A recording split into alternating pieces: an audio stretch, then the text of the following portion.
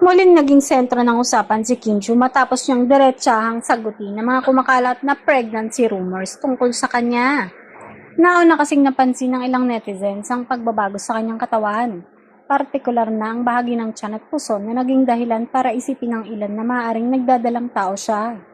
Ipinaliwanag naman ni Kim na maaaring dahil lamang sa damit na suot niya ang naging itsura ng kanyang tiyan sa ilang events. Sa kabila nito, tila hindi pa rin kumbinsido ang ilang netizens at patuloy pa rin pinag-uusapan ang kanyang pagbabago sa pangangatawan. May ilan ding pumansin sa sinasabing kakaibang aura ng aktres at iginiit na hindi raw sapat na basehan ang kanyang pagwa-workout para tuluyang mawala ang pregnancy speculation.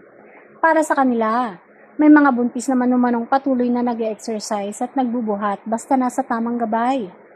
Mas naging palaisipan naman sa ilang netizens kung bakit ang pregnancy rumor lamang ang nilinaw ni Kim, habang patuloy namang iniuugnay ang pangalan niya kay Paula Avellino. Maging ang mga dating usap-usapan tungkol sa umano'y pagpapakasal nila sa Amerika ay muling nabuhay online. May isang showbiz insider pa raw na nagbigay ng sariling pananaw tungkol sa issue. Ayon sa kanyang pagkukwento, kung talagang walang posibilidad na mabuntis si Kim dahil wala naman siyang boyfriend, yun na raw sana ang naging diretsahang sagot ng aktres.